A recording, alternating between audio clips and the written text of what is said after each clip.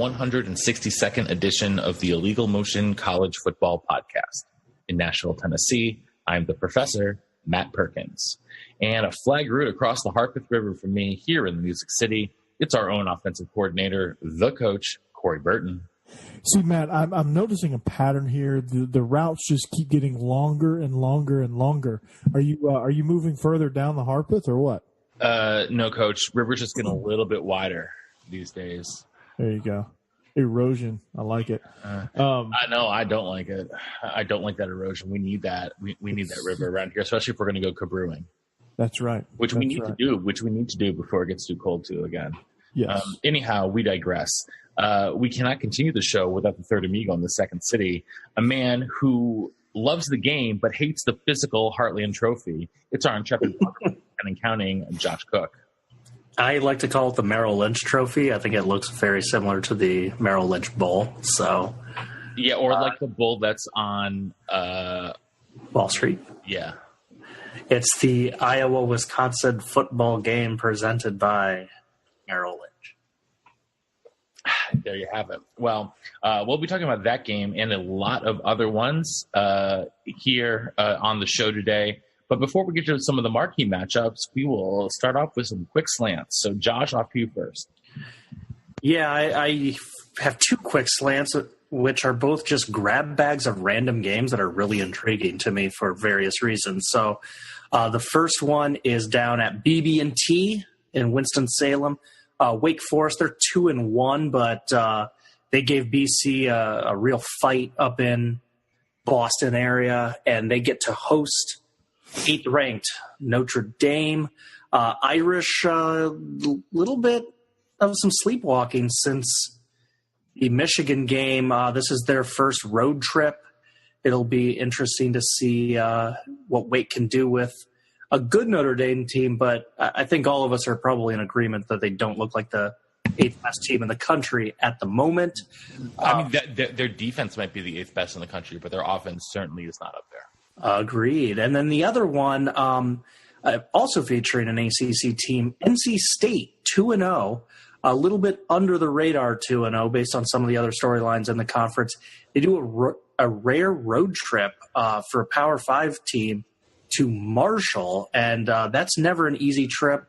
Thunder and Herd are 2-0. Yeah, we'll be talking about that in our spread formations. Yeah, so just kind of wanted to tease that one because that one is very intriguing to me, as Poppy would say on HQ.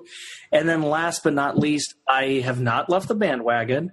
I am extremely nervous about how the season started, but I said Arizona was winning the South. Their 1-2 start hasn't prevented them from doing that. They are 0-0 in Pac-12 play. They travel up to Corvallis. Oregon State has looked awful in their 1-2 start. This is Arizona's chance to pick up a conference win and make me look like a genius. We'll see if it happens. Corvallis, never an easy place to play. Coach, it helps that it's a 3 p.m. game. I don't like playing at Corvallis under the lights. 3 p.m. Like the upsets come on Friday nights too. You know, they always seem to play a Friday night game for Corvallis. It always seems to be Oregon State, USC. It's USC on a Friday night with a 8 o'clock local time start. Mm-hmm. Exactly. Yeah, it's 11 a.m. or 11 p.m. on the East Coast, and it's foggy, it's loud, and it's a fantastic sight to see. That's for sure. And if I'm not mistaken, they had one of my favorite occurrences: the rare early run onto the field, get everyone else off, play the final play, everyone runs back on situation. That's always fun. Yes, it is. Well, another tough place for opponents to play, that is at Georgia. Coach, your dogs are hosting Mizzou this weekend. Well, they are not hosting. Mizzou is actually hosting. They're on the road, aren't they?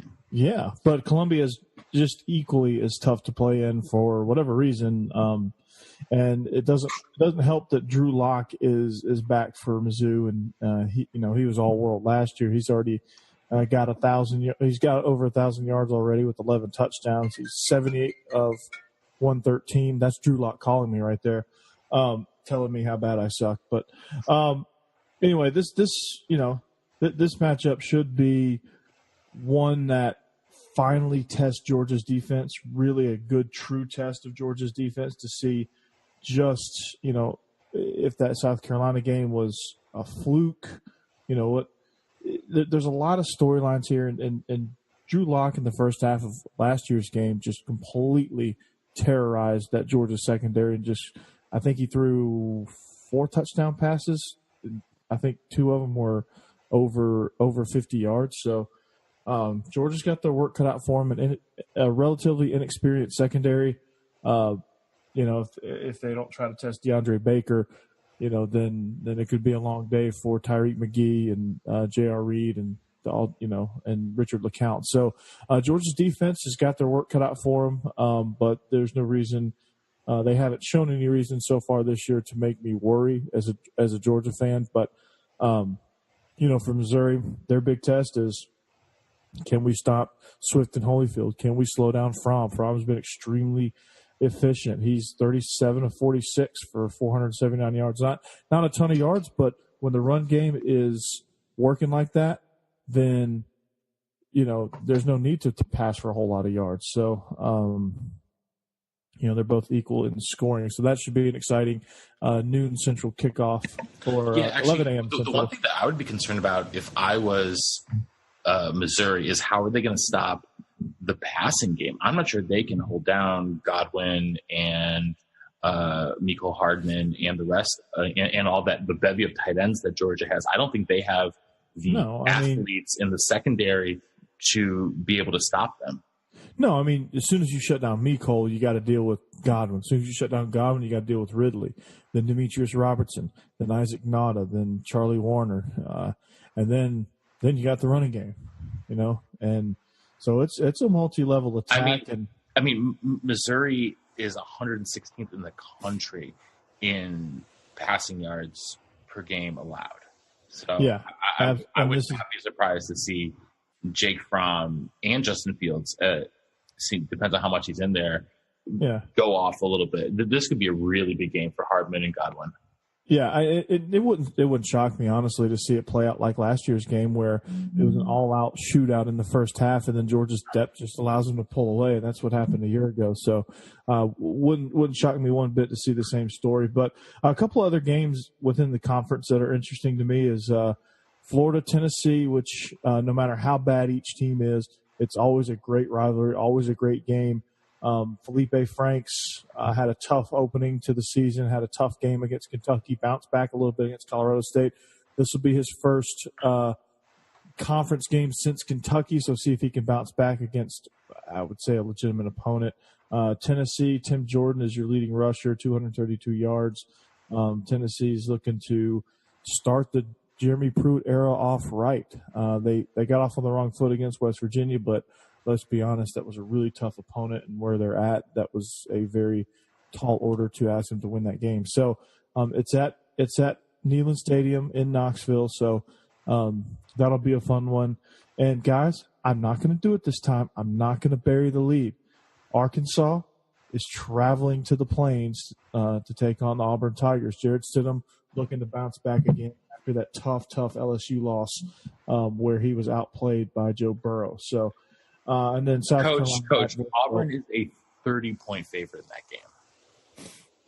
Well, he's still got to bounce back if he plays like crap. Arkansas, it doesn't – listen, I've seen this game enough to where there was one year, I think it was the year before Cam got there, and Auburn was favored by 24 points. They ended up losing. They played probably the worst game I've ever seen Auburn play, and they lost by 10 points. So it's possible. If you're a 30-point favorite in this game, I don't see it this year, but stranger things have happened. South Carolina at Vanderbilt. This will tell us just where Vanderbilt is and just where South Carolina is. Both teams looking to really make a statement in this division. Then the couple games we're going to talk about here in Deep Roots. Yeah, and we'll be doing the South Carolina Vandy game in spread formations. So stay tuned for my pick. So for my slate today, there are two games I wanted to look at that I was intrigued by. And I will start in in the battle between two of the top three teams in the state of Florida. That is when FAU heads to Orlando to take on the reigning national champion UCF. The Knights are coming off an extra bye week due to Hurricane Florence, so they should be well rested. FAU, after their opening day shellacking at the hands of the Sooners, has gone on to beat a pretty solid Air Force team and then cruised last week against Bethune-Cookman and HBCU from the FCS. Devin Singletary hasn't been getting the same gaudy stats like he did last year, but he's got 7 touchdowns in 3 games. And quarterback Chris Robinson seems to have built up a nice rapport with Javon Durante. He's averaging just shy of 100 yards receiving per game. While I expect UCF to win this one handily, this is a big bump up in competition for the Golden Knights in comparison to 2 teams they played so far in UConn, who at this point is the dregs of the group of 5, and South Carolina State, who is and also ran in FCS.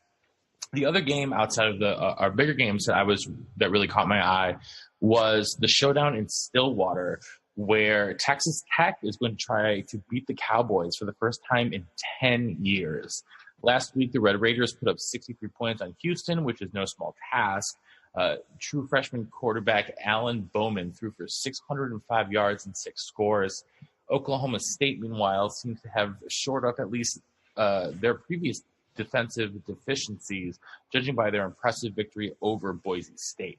The over-under for this one is set at 77.5, and I'm going way over that. They're going to cross that halfway through the third quarter. The Pokes pass rush seems to have improved drastically since last season. So the matchup between that pass rushing group, defensive line on Oklahoma State, and the Texas Tech offensive line, whoever wins that one is going to go a long way to determining if the Red Raiders can hang around. Oklahoma State's the favorite, and they should win. But if Bowman is as precise as he was last week, against another team that has a pretty solid defensive front, Houston with Ed Oliver, it wouldn't shock me to see Texas Tech hang on in this one, but I imagine that Oklahoma State should win this one by 2 scores.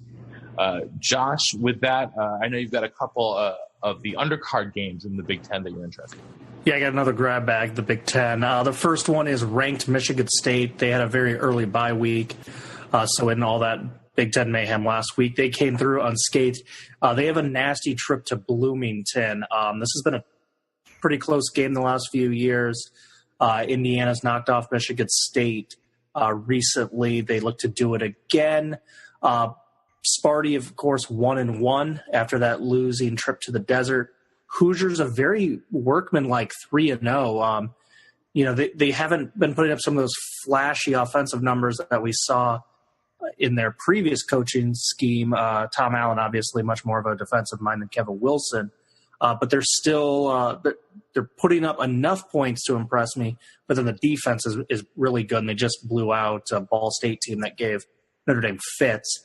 So that one's going to be pretty intriguing. And then Minnesota, a very quiet 3-0, also on the year. Their young quarterback, Zach Annexstad, hasn't put up a ton of yards, hasn't put up a ton of touchdowns, but he's got 0 interceptions through 3 games. That's what you love to see starting a true freshman quarterback. Hold on, Josh. I just want to interrupt you for a second there. And I want to say that I was really impressed with their victory over Miami last week. I think Miami's a pretty good team. And I was impressed that they were able to dispatch of them without too much trouble, even with a walk-on true freshman at quarterback. Yeah, the Gopher defense is really good. And, they handled Fresno pretty well. They handled Miami pretty well. Now they have to take that on the road in a league game at Maryland.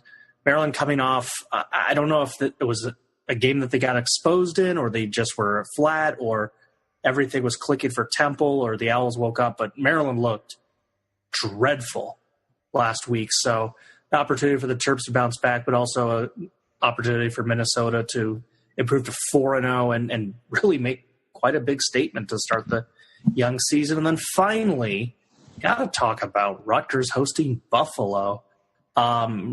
Rutgers had the torch of the worst Power 5 program passed from Kansas directly into their forehead, and they are the worst. They are the dregs of Power 5. This is an opportunity for Buffalo to say, hey, we just knocked off a Big Ten team on the road. It'll be intriguing. Josh, the thing about saying that is that the MAC team is the road favorite at the Big Ten team in this game. It's all right, though. It's all right, though. Points. They're basically giving a touchdown to a big, like, that is so pathetic. That is so pathetic. I was talking to my dad again, sorry to go into the Rutgers rant again, but he was saying that when he was a freshman in, my dad was a freshman in 1966. And the schools that they were playing then versus the schools they were playing now were pretty sad. During the 66 season, they played teams like Colgate and Princeton and Bucknell and schools that are pretty much almost all FCS schools now. And Rutgers, he's convinced that Rutgers needs to go to the Group of Five, if not down to FCS. He's completely out on Rutgers athletics. Well, I mean, it's a good thing the Big Ten got that, TV market of New York and New Jersey, because this day and age, I've been reading all sorts of stuff. People are adding cable packages. Cable TV is just really growing. I think it's a forward-thinking move as more and more people add cable to their house. And I'm sure there's going to be more subscription deals. It's going to work wonders for the Big Ten. Yeah, and obviously... It was all sarcasm, hopefully. It came off as sarcasm to me. I mean, we talked about conference alignment during our Remake College Football from Scratch episode over the summer.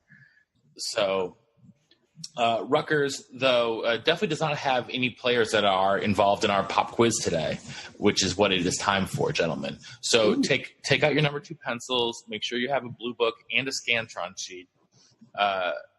Guys, on our Week 3 recap show just the other day, I mentioned casually that Wake Forest Greg Dortch, their do-it-all wide receiver, leads the nation in all-purpose yards per game.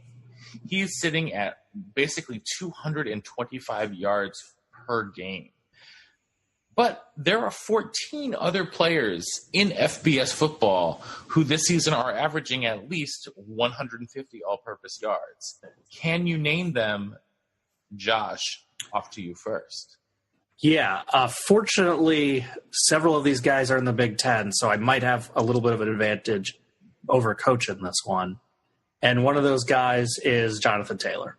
Obviously, Jonathan Taylor, the second leading rusher in the country, he has 176 total all-purpose yards per game. Coach. All right. I'm going to go with my boy, DeAndre Swift.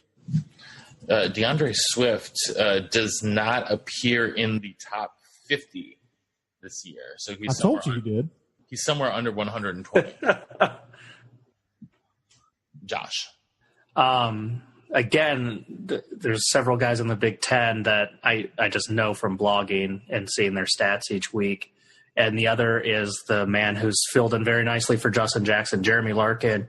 I think is closing in on 400 rushing yards alone, but he's also caught, I want to say, maybe 150 passing yards already. Yeah, he's at 346 on the ground, 127 receiving for a total of 157.7 yards per game.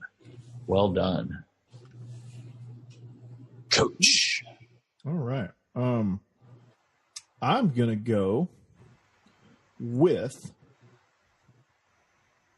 Kylan Hill from Mississippi State. He's been tearing it up. Ooh, Kylan Hill from Mississippi State. That's a good choice. He's a little bit short. He's at 120 a game, but he has been tearing it up of late. That's not a bad guess though, Coach. Josh. And then the third guy, again, Coach, this was just in my wheelhouse. I feel bad, but Rondale Moore, the amazing freshman at Purdue, in their opening week game, he had like 300 all-purpose yards alone. Yeah, he's been amazing. He has 190.3 yards per game, good for 4th in the country. All right. Wow. I feel really bad about my list right now. But I'm going to go with Hollywood Brown. Ooh, Hollywood Brown had himself a huge game the other day, but he falls just short. He's at 137.3 per game. He's got 412 yards receiving, but he has not added anything, unfortunately, in the return game or on the ground. Unfortunately, that's your third strike, Coach. So, Josh, if you have any more off the top of your head. I had two other names that popped into my head. One I was stunned Coach didn't say. I thought he would go with an SEC guy in Benny Snell.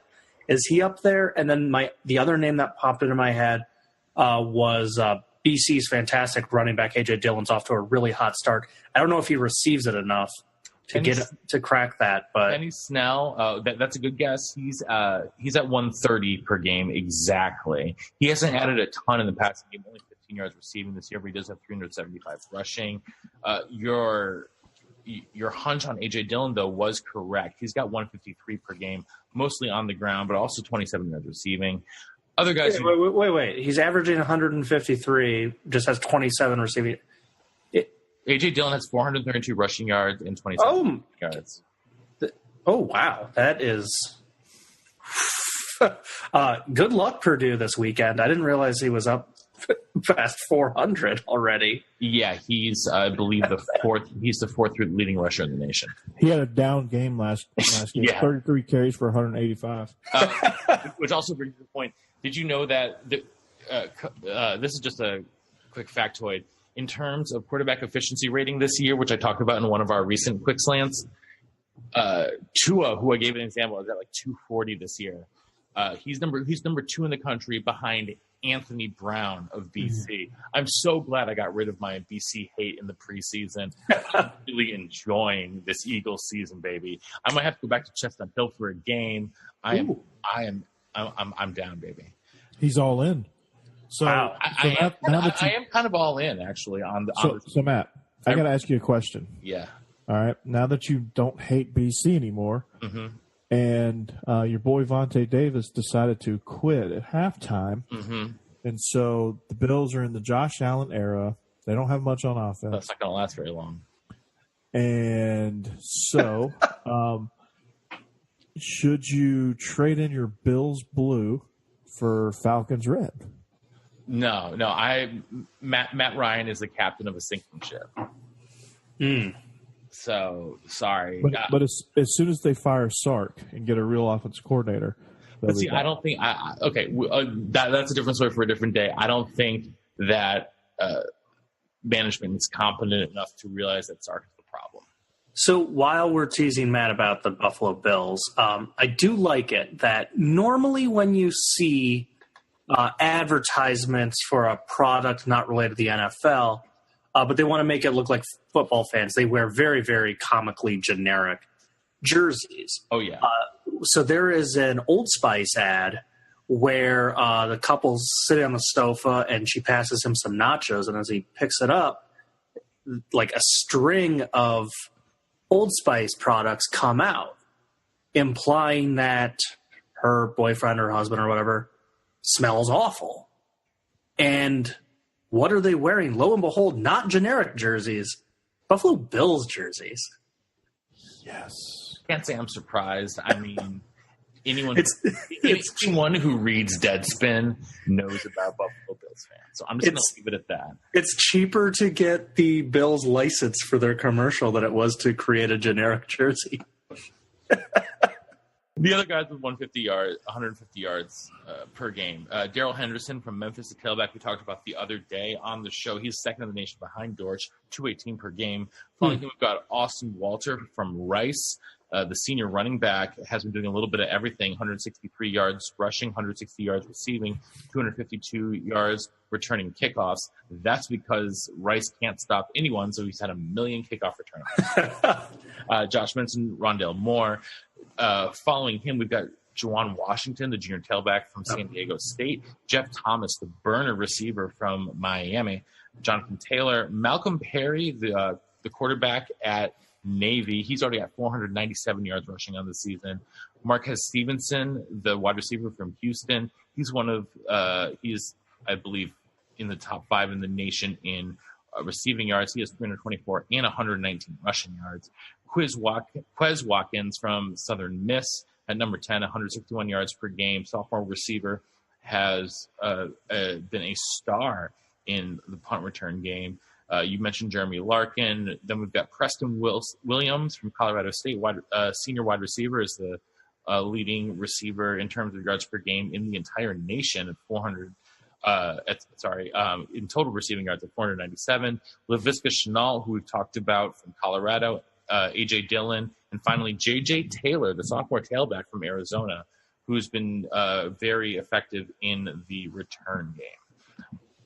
All right, with that, it's time to hit some deep roots. So, wait, the Colorado State kid has more than the Hawaii kid? I thought there was a Hawaii wide receiver. Oh, no, I don't believe so. No, there wasn't in my list. So, well, he might not be in the all-purpose yards, though. Oh, okay. I thought when I was doing my show notes and I saw Hawaii stats, I thought that might be correct. I may have missed him. He might be number. It wouldn't be the first mistake we've made. It won't be the last. It happens. That's for sure. Anyhow, the important thing is after Coach whipped my behind the last 2 weeks on the pop quiz, I finally got back into the W column. Yeah. Did you? Did you ever? It just helps that the Big Ten, we might have lost every game last weekend, but we still have some people that gained some yards. Yeah. Oh, yeah. Yards are important. That's a John Madden quote, I feel like. Boom, yards are important. Yeah. You got to work on that. Matt's just shaking his head right now. Matt might have muted himself. I know. I have muted myself. I don't know what to say because I am terrible at impressions. All I can say is boom, Tough Acton Tinacton. Now that was a good connection ad there. You should really get some advertising dollars out of that. I'm Coach O for Tough Acton Tinacton. I'm the new spokesperson. Yeah. Coach O. Tinacton. Coach O looks more like he would do a Preparation H commercial. Coach O would do both. Simultaneously. While drinking Red Bull. So what you're saying is that he has athlete's foot, hemorrhoids, and he's tired. Yes. So he's never tired because he constantly drinks Red Bull. He has an IV of Red Bull. No lie. I know a guy I worked with when I was at Rivals. He worked for Coach O as his video coordinator. He said Red Bull placed 3 refrigerators throughout the office. The biggest one was in his office, and they had to constantly restock it because he would just crush them. He would just crush Red Bull. That's why he's so crazy. I'm a bit of a sucker for sugar-free Red Bull. That is one of my, I don't want to say vices, but it is a beverage that I do enjoy. Now, it's all about the spark, Matt. It's all about the spark. I know. The spark is delicious, but it's just so much more complicated to make the spark than it is to just pop the Red Bull. Once you become a veteran, it's like second nature. This segment of the podcast brought to you by Advocare. You guys heard of gin? I'm drinking some right now. Why? Why the hell would you have Red Bull when there's gin on this planet? Gin and juice. Laid back. We have gone so far off the rails, in fact, I don't know where we are. So let's get We're at Deep Roots on schedule with... I'll take over. No, hold on. I got this. We're at Deep Roots. This next game is we're going to get... the one that I'm going to. Yes. Primetime, Saturday night, under the lights, Kinnick Stadium. Badgers versus Hawkeyes. Josh's split allegiance up for grabs. he's going to be in the house for the game. I'll get to my thoughts on the game here in just a minute, but Josh, I'm going to start by asking you a question. Is there a chance that the loss to BYU last week by the Badgers was actually a good thing in terms of the fact that it's a pretty big wake-up call right before conference play, or is it more of a harbinger for things to come? That's the million-dollar question. If I knew the answer, I'd be in Vegas making a ton of money off this game. Here's my feeling as I kind of have had more time to digest the game. BYU beat the snot out of Arizona. BYU took Cal to the wire, a team that we all like. I think BYU is a pretty good ball club after 3 games. That's a large enough sample size to say that they're a pretty competent outfit. They're ranked this week. Yeah. The way BYU went toe-to-toe with them and matched up, to me, shows that Wisconsin might have ultimately been a little overrated.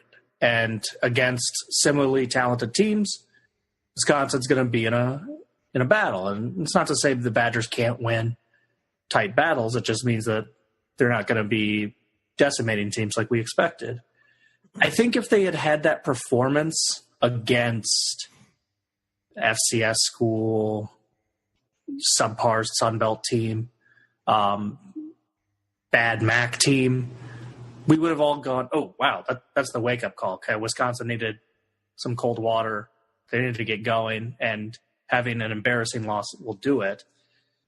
I just don't know. I could easily see Wisconsin coming out all pissed off and just blowing Iowa off the field, or I could see the Hawkeyes pulling it out and just doing what BYU did, which was make Wisconsin really one-dimensional, eat up that offensive line. Iowa has a really good defensive line. AJ Epinesa is on fire right now, 3 games through the season. So I guess we'll find out the real Wisconsin on Saturday, and it'll be mighty interesting because if Iowa can replicate the things BYU did, we might find out that Iowa's got a good shot at heading back to another Big Ten title game. Yeah. Well, Matt, yeah. Here's the way I see it, to be honest with you. I think with Wisconsin graduating Fumagalli, I think them graduating Fumagalli, and I think Quintez Cephas being out is really, really, really hampering this passing attack more than anybody ever imagined. Because so much of what Hornibrook did well was he found Fumagalli a lot. And that was, I don't want to say it was crutch. Those were his top 2 receivers last year. Yeah. And you lose that kind of chemistry. Maybe Hornibrook is not as good as we thought. Maybe Jonathan Taylor tailback can't carry this team as much as Badger fans would like him to because they have no threat to pass. You're going to get a lot of run blitz. You're going to get a lot of loaded boxes. And it's going to be a lot of come after Hornibrook and make him beat you, which BYU proved that he can't. So this will be interesting to see kind of what Wisconsin does and how they get creative in getting Hornibrook good looks in the passing game and being able to still be 2-dimensional. One thing I want to add to that, Coach, I think when you bring up Cephas and Fumagalli, it's a good point. Both those guys, Fumagalli was an excellent receiver, but also a very good blocker. And Quintez Cephas is, I don't want this to be taken as a backhanded compliment. He is the best blocking receiver I have seen since Hines Ward. He is he's a physical blocker. You never have to worry about the corner who's covering him making the tackle because he's going to make that block every single time. And Danny Davis and AJ Taylor and the rest of the receiving corps are not as adept in the run blocking game, and that's a huge part of the Badgers scheme. And I think that's part of the reason why we haven't been seeing them run the jet sweep this year, because they would always run it to Cephas' side because they knew he would get that corner every single time. I rewatched the BYU game because I'm a bit of a sadist, and in watching that, I was shocked to see how badly David Edwards got annihilated David Edwards, the right tackle for Wisconsin. He is effectively the left tackle because Hornibrook's a lefty, so he's protecting the blind side of the quarterback. And he was simply abused all game. This is a guy coming into the season that, Mel Kiper, Todd McShay, all the draft nicks had as a first-round prospect. Well, he got thoroughly beat by BYU. And so I think a lot of it, was starting to get to his head, and I think he might have been getting a little bit of a big head about it. But he needs to get his fundamentals down because Josh mentioned A.J. Epinesa.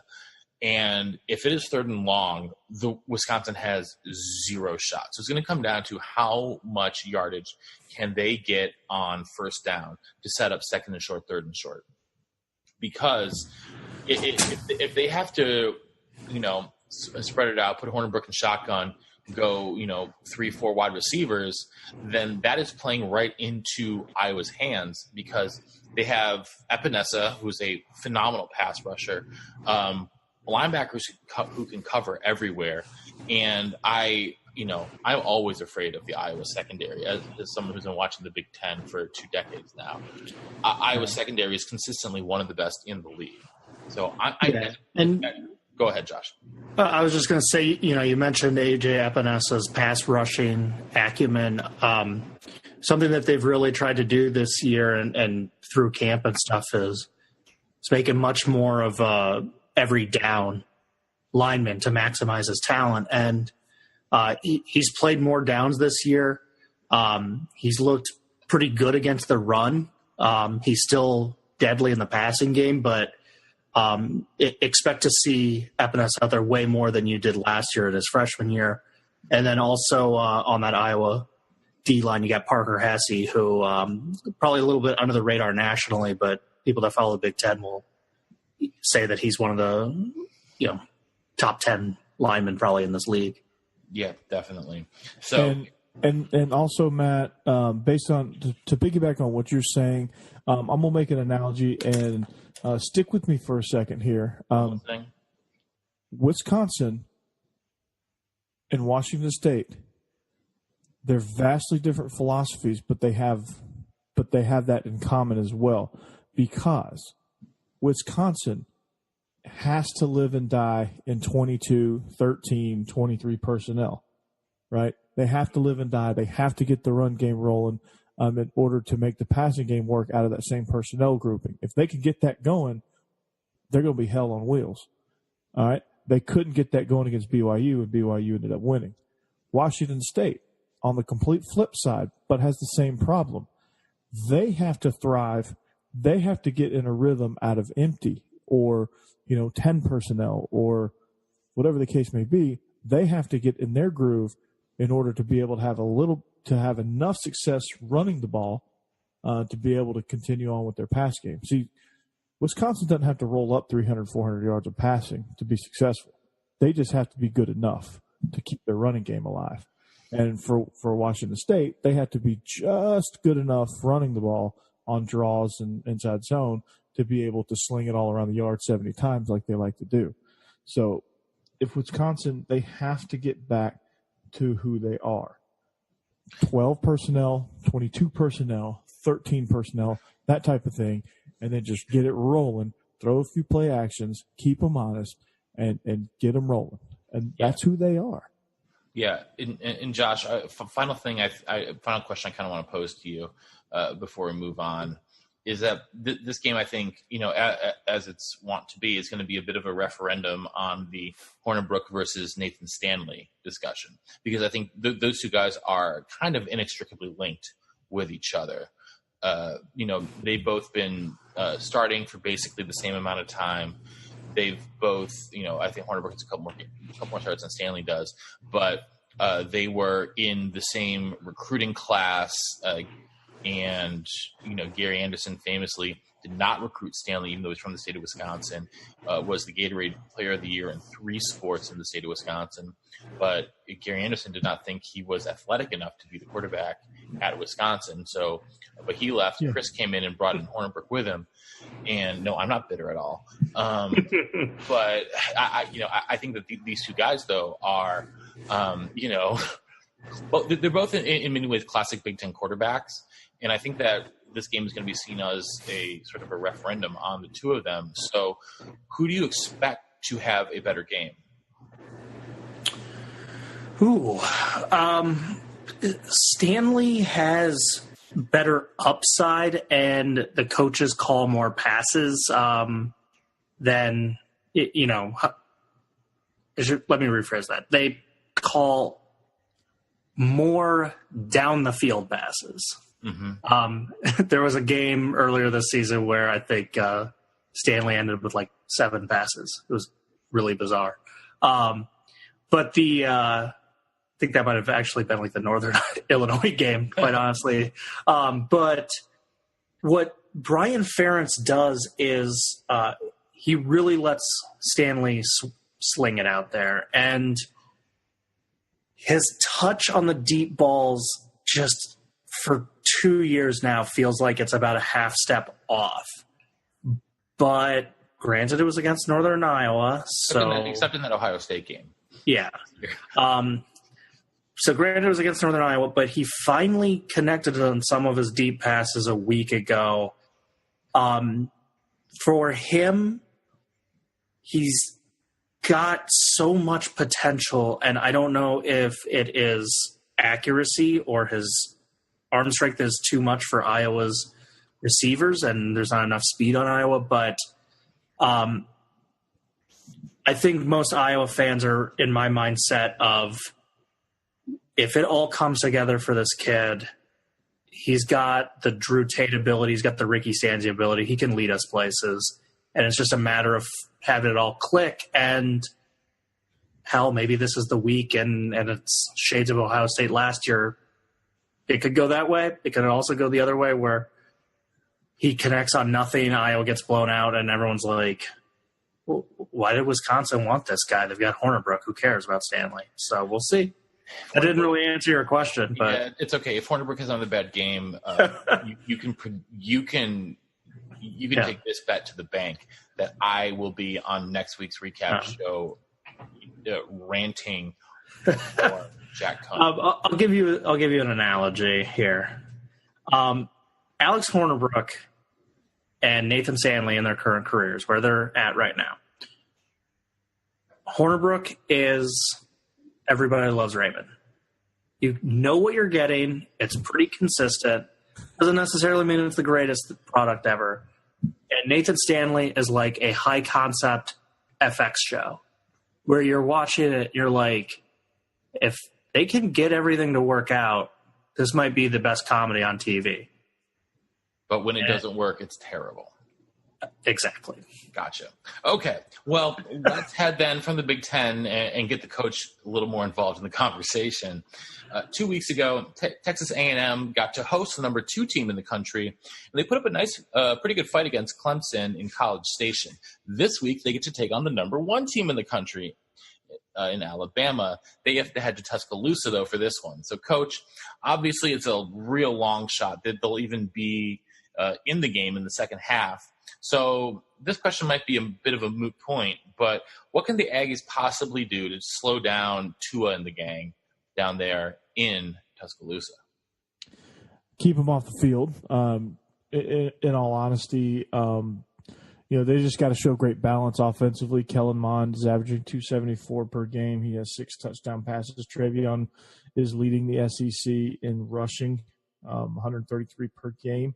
So if they have balance and they can control the clock, maybe they get to limited possessions. But when he's out there, they have to do the same thing they did to Kelly Bryant and Trevor Lawrence. Just get pressure, blitz, stunt, twist, whatever you got to do.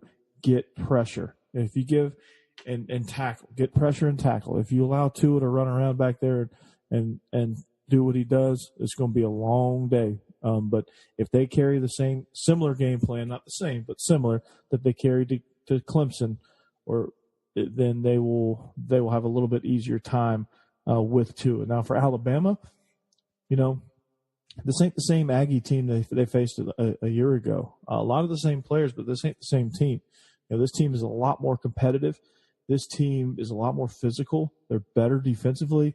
So they're going to give them a run, and this is going to be a really good test to see if Tua is ready for the big show. I mean, I guess you could say Ole Miss, but I mean, but Ole Miss's defense is not in the same league. They have beat the tar out of Ole Miss, and like you said, defense at Ole Miss is nowhere near as talented as the Aggies. So I like this matchup a lot, and I think it's going to be closer. I think it's going to be closer than the 26-point spread that it's at right now. Yeah, I do. I do. I would take the points here. That's just me. I would take the points. So, Josh, Kellen Mond for Texas A&M looks really good against Clemson, who a lot of people thought had possibly the best defense in the country. Alabama also has a pretty good defense, but they're a little bit greener, a lot younger than Clemson's defense. Do you think he will be able to find similar success against the Crimson Tide? I think he's got a great chance of finding similar success, and I think it has to do with what I said back during the Clemson preview, which is Mond's first year last year. One of the things that stood out was really good talent with his feet, and if there's one thing that has befuddled Alabama a little bit was mobile quarterbacks, and it's not even necessarily quarterbacks taking off and running, it's quarterbacks improvising when the pocket inevitably breaks down against their stout defensive lines. I think Mond has that in him. I think if this game was in Kyle Field, I would say we might see another 2-3 touchdown type game where it's down to the wire, just like the Clemson game. With it in Tuscaloosa, though, I think Alabama ultimately prevails. I'm not sure they cover that huge, almost 4-touchdown spread, but I do think Alabama will pull away. But A&M has really impressed me. All right. Well, we'll keep moving on. Coming off of a solid win over a top 15 USC team last week, the Longhorns get to host another top 15 team this weekend when TCU comes into town. The Horned Frogs look pretty impressive against Ohio State outside of a couple of very costly turnovers in that loss. Josh, do you think that TCU will be able to clean up some of those mistakes and come away with a win? I think they will. Some of them were just fluky. I mean, a shuffle pass, pick six, that's pretty easy to clean up. You just don't call another shuffle pass. So I think TCU can clean that up. And look, Texas has one game so far that they've looked competent in, and it was at home against a true freshman quarterback with a program having their own issues with Clay Helton. So let's not assume that Texas is, as Joe Tessitore would love to say, back. And I have some funny information for you guys regarding this. I always like odd factoids. Yeah. So Texas's defense, looks so good against USC.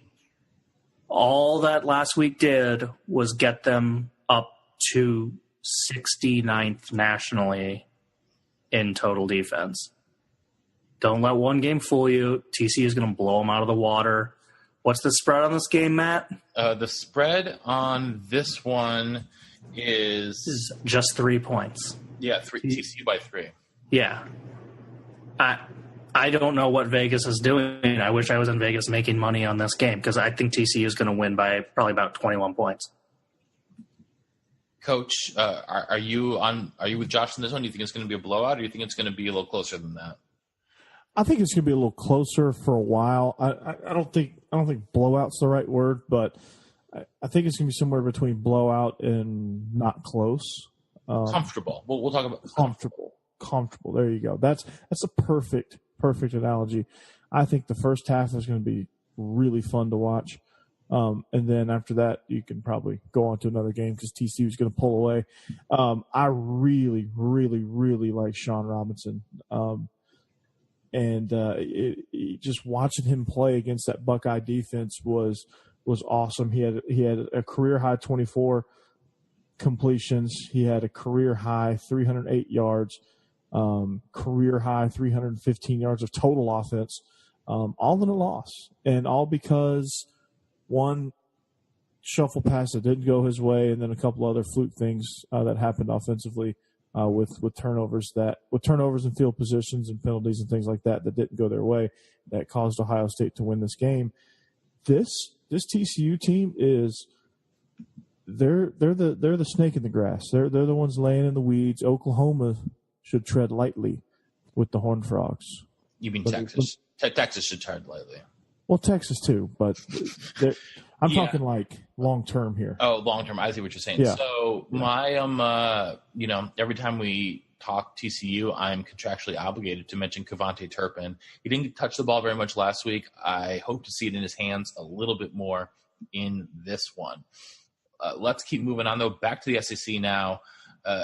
Don't look now, but we've got a big matchup of undefeated SEC teams taking place in Lexington. That's right, Lexington, Kentucky, where Benny Snell might be the best back in the conference. Terry Wilson, the JUCO transfer quarterback, has looked pretty good coming in, and he's got 3 seasons of eligibility left, including this year. So things looking good for Kentucky. But Joe Moorhead has got off to a very good start in his first season in Stark Vegas, despite not having Nick Fitzgerald at the beginning of the year.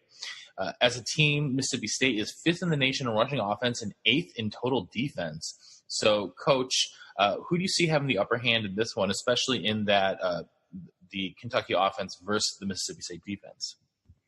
Well, when you put it that way, I think Kentucky's offense has the upper hand in that particular matchup because of Benny Snell. I think he's one of the few instances where you can say that one man can be an X factor in a game, and that team really just ebbs and flows with Benny Snell. If he's having a bad game, so is everybody else on Kentucky. But then when you flip the script, and you put Mississippi State's offense against Kentucky's defense, I think, advantage Mississippi State in that scenario. So really, I mean, you look at this matchup, and it's going to be, who can get one more stop than the other guy, And I know that seems kind of mad of me to say, but, it's really going to come down to the first one to get a stop or maybe 2 stops is going to win the game. Because I think both offenses operate at that high of an octane, and that efficiently and effectively that, it's going to be a track meet, I think. And ultimately, I think Mississippi State will come out on top because I think they have a deeper roster than Kentucky does, and they have better guys up front. And then also the trigger man helps too. Having a good quarterback is good. But the one advantage for Kentucky is they're playing at the grocery bag, Kroger Field. If you're those of you who haven't caught on to that yet, so that doesn't hurt them. But I think Mississippi State ultimately will come away with this because I've been supremely impressed with Joe Moorhead and what he's done with the development, the quick development of this Bulldog team, and just the continued improvement of Nick Fitzgerald. Yeah, actually, that's a perfect segue because, Josh, I was going to ask you, we were all pretty high on Joe Moorhead coming in, and I don't think he's done anything to disappoint. Has there been anything that he has done so far this season that has really stood out to you? Yeah, so he was the offensive coordinator, I believe, at Penn State, a team that kind of had a back that was fairly productive. Yeah. Barkley, he was okay. Yeah, and we're seeing Charles. We're seeing some of that. That was terrible. We're seeing some of that. Matt Barkley. We're seeing some of that scheme, and then just Moorhead's offensive acumen paying dividends for Kylan Hill at Mississippi State. I'm focusing on the K-State game because that's probably the closest analogy for previewing this Kentucky game because it was a road game and it's the only team of note that State has played. And in that game, Hill had 211 rushing yards, 17 carries and 2 touchdowns. So Kentucky's going to be focused on Nick Fitzgerald. So for Mississippi State, they need to have a good game from Hill. It's kind of a cross multiplication situation though, because Mississippi State's going to be keyed on Benny Snell, and you mentioned Terry Wilson, Matt. Mm-hmm. So looking at what Kentucky did at Florida, because that's the only team of note that they've played, he had an efficient day passing the ball, 11 of 16, found the end zone twice. But here's the thing, 105 rushing yards on just 10 carries. I think for Mississippi State to win, they need to find secondary rush offense outside of Fitzgerald. For Kentucky to win, I think they need to find secondary rush offense outside of Benny Snell, and it's that simple. Whoever can get their second player in their backfield to get going will probably win the game. All right. Well, let's get to our final deep root of the day. It's not quite Pac-12 after dark, but instead, let's just call it Pac-12 around dusk. Stanford leaves the farm for the first time this season to take on an improved Oregon squad. Josh, the Cardinals look pretty dominant so far through their first 3 games. So do you think it's going to continue out in Eugene? Well, it might. And the thing that's giving probably some people pause is Bryce Love didn't play last week for an undisclosed injury. Is he back full strength? We'll find out. But Autzen, night game almost. I know it's 5 p.m. on the Pacific Coast, but with a Stanford team a little bit questionable than they normally are, I'm not saying Oregon has to win it to make a statement this early in Mario Cristobal's career. They're not going to be measured on this one season, but it's an opportunity to make a statement. And I'm not saying it's a must situation, but it's just an opportunity. And I think Oregon has to be excited about that it's been a while since it feels like they've had an opportunity for a national stage game, and they certainly have it this week. But Stanford probably has enough in the tank, especially if Bryce Love is anywhere close to 100%. Yeah, Coach, how do you expect Stanford to attack Justin Herbert, who's a pretty good dual threat guy? Contain him because he's such a threat running the ball, and of course you have that zone read option stuff that they do, and the jet read stuff that they do, and you just gotta play under control, play tempoed, and he's not one of those guys that Tua. The difference between him and Tua, in my analogies with that is Tua's not a run first guy. Tua wants to throw the ball. Justin Herbert is about a 50-50 guy. He loves running it just as much as he loves throwing it. And if you don't play under control against a guy like Justin Herbert, then he'll find a crease and he'll go. But I imagine, Stanford's defense is typically pretty disciplined.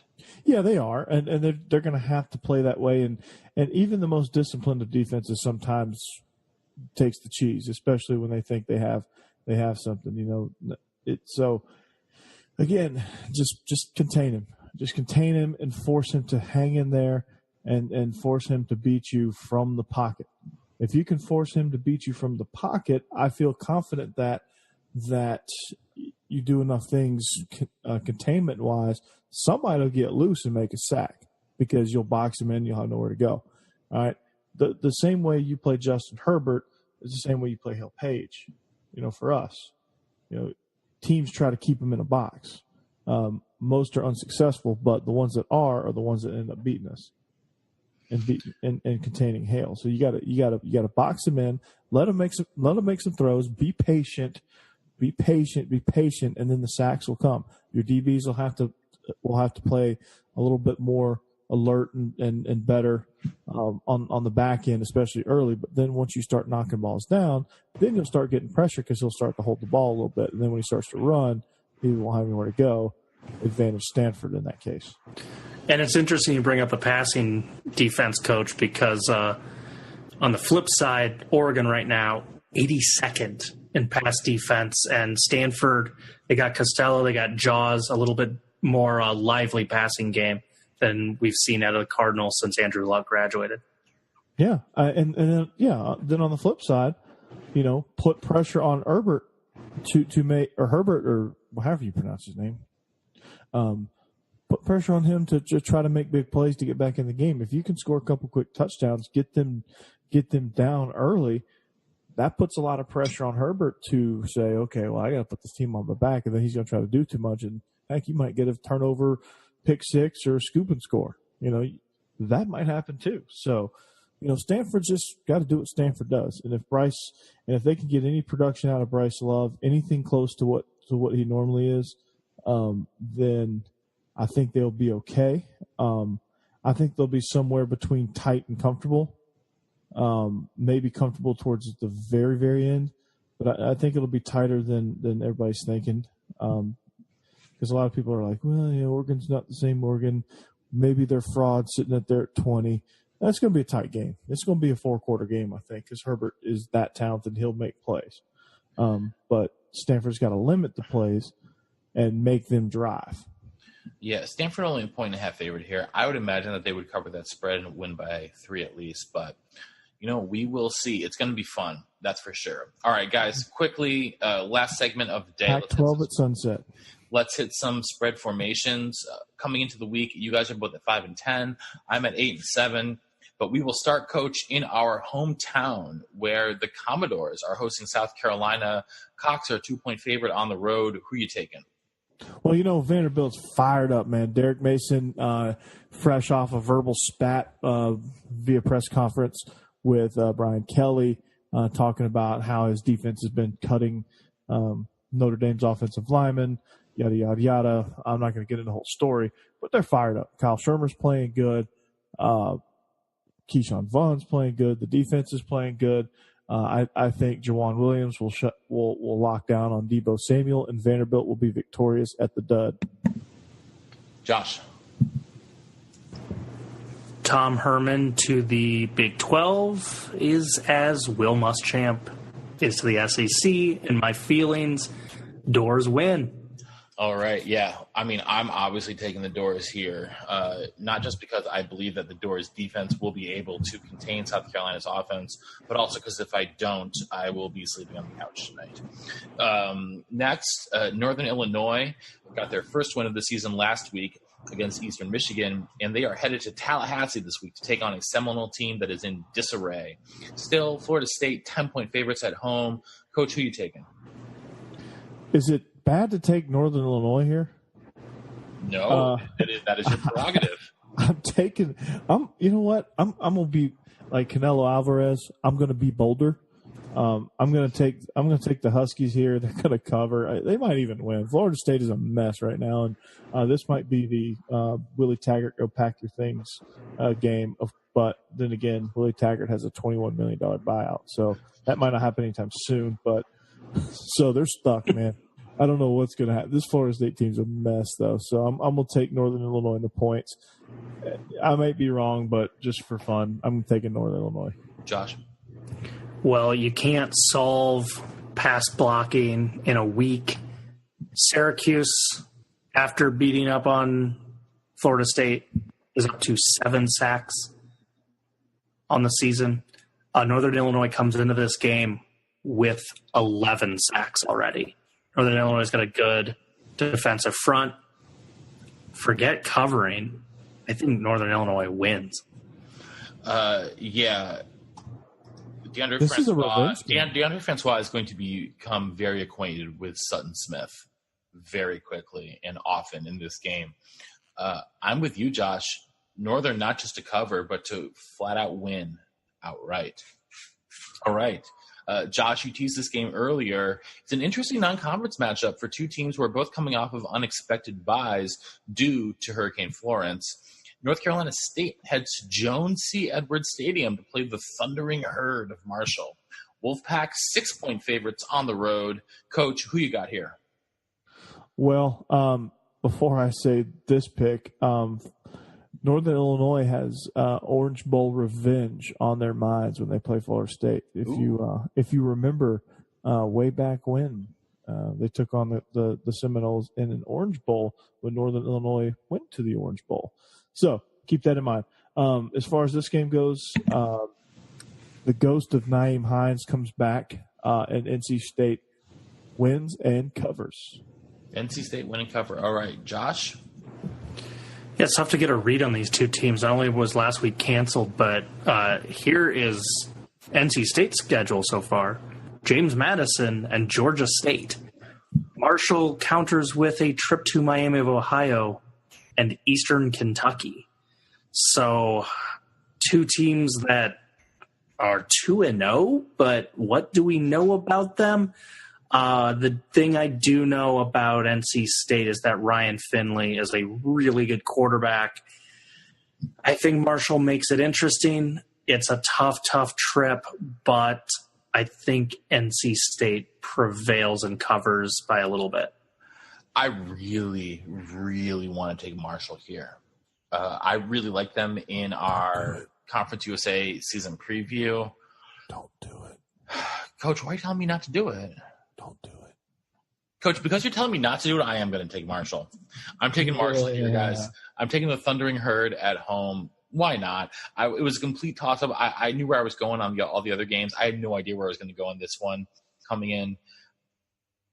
You know what? I love Doc Holliday.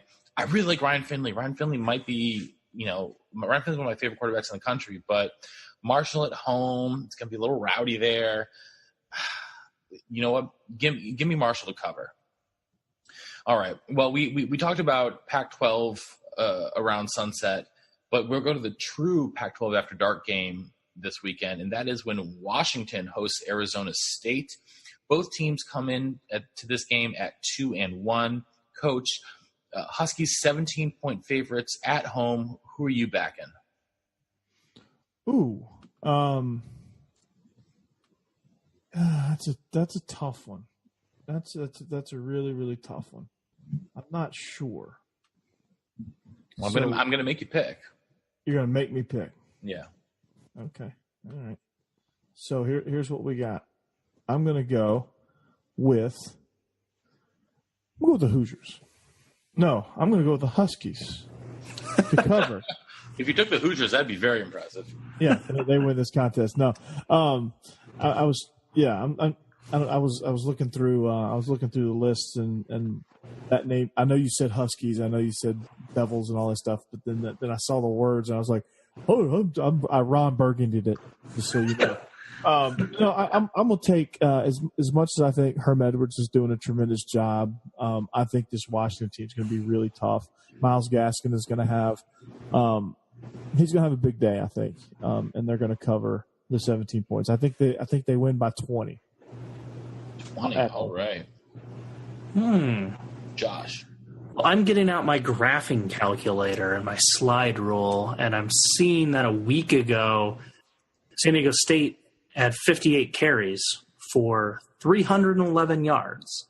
So Miles Gaskin is going to go off. Washington covers. And you know where I stand on this Herm thing. I would not be surprised if they ended the year 2-10. So last year, if you'll remember, Washington headed down to Tempe and lost. Arizona State played a mirror image of themselves in San Diego State last week, and I think that's part of the reason they got caught up. I think Washington's going to win, but I'm still worried about Washington's offensive line with Trey Adams still out. I'm going to take Washington to win by only 14, so I'm actually backing the Sun Devils to cover here. Matt, the Bluetooth is a competent coach, though. This is true, but I like Manny Wilkins, man. I really like Manny Wilkins, I will say.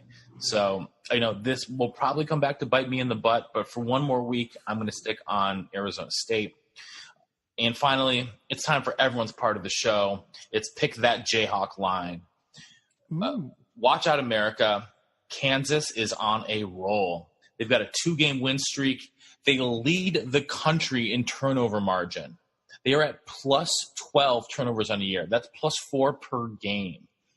That is absolutely outstanding. This weekend, they head to Waco, where just last week, the Bears were beaten at home by the Dukies. Coach, can and will the Jayhawks cover that 7.5-point spread? They're playing a lot better. I will say. I will say they're playing a lot better, but not well enough. I think Baylor. I don't really want Baylor to cover, but I think they do. I think Baylor wins by 10. But I hope that I'm wrong. How's that? All right. Josh? So you mentioned Kansas being opportunistic. I know 6 turnovers by Rutgers will skew their stats for them to be leading the country. But last week, Baylor hosted a Duke team that is banged up, and Daniel Jones didn't play, and the Dukies ran them out of the building. It was 23-0 at halftime. Baylor had 2 giveaways. Baylor had 5 more penalties. They stunk it up. And Kansas has, believe it or not, I think, played just more impressive football. And you're telling me that Baylor needs to win by over a touchdown to cover that. I like Kansas because I think Kansas has a legitimate shot. I'm going as high as like 40% to win this straight up, outright on the road. So I'm going to go with the Jayhawks. I'm putting on my Puka Williams Jr. necklace, my Puka shells, and I am all in for the Jayhawks, baby. All in. I like Kansas in this spot. I don't like Baylor at all for multiple reasons. So for me, Baylor. For the third week in a row, rock chalk, baby. Rock chalk. All right. That is going to do it for us here tonight. Josh, any final words? Yeah, I stepped away from my mic and headphones for a little bit, so I don't believe anyone mentioned the Arkansas game. So I think we buried the lead right there. We did. Unless Coach mumbled on about it way back earlier on the show. But you got to put Auburn on a little bit of an upset watch list because, look, Arkansas has been getting closer and closer in this rivalry the last few years. Back in 2016, they came up just short in a nail-biter, 56-3. Last season, oh, man, they were right there. They only lost that one 52-20. So by the calculations, this game will probably be somewhere around like 48-23. So in about 15 years, Arkansas might win this game. Coach, final words from you? Final words. Well, we almost didn't bury the lead. We almost were awesome and didn't bury the lead. But I guess Josh, when you stepped away from the microphone, I did mention them. It's okay, though. Yeah, I did. No, it happens. Yeah. Yeah, I just couldn't help it. I felt compelled to not bury the lead because I always bury the lead. And I just was feeling bad about myself. But anyway, go Dogs, as always. All right. Hillwood's taking on the Cubs of Cheatham County Central. All right. Well, guys, I mean, even beyond the games we talked about, there's a bunch of other really intriguing games. Washington State, USC, I think is going to be fun. Boston College, Purdue. Boston College could run up, 500 yards on Purdue potentially. Notre Dame, Wake Forest, I think is an intriguing matchup out there in Winston-Salem. Ohio versus Cincinnati, 2 of the better group of 5 teams. I mean, we've got matchups for days, guys. So we're going to have a lot to talk about on our recap show early next week. But until then, on behalf of our own offensive coordinator, the coach, Corey Burton, here in the Music City, and our intrepid blogger from Big Ten and Counting, Josh Cook, up there in the Windy City, this is the Professor in Nashville. Saying so long and see you next time on the Illegal Motion College Football Podcast. And this... man. Thanks for listening to the Illegal Motion College Football Podcast. To get in touch with the show, email us at illegalmotionpodcast@gmail.com or follow us on Twitter at illegal_motion.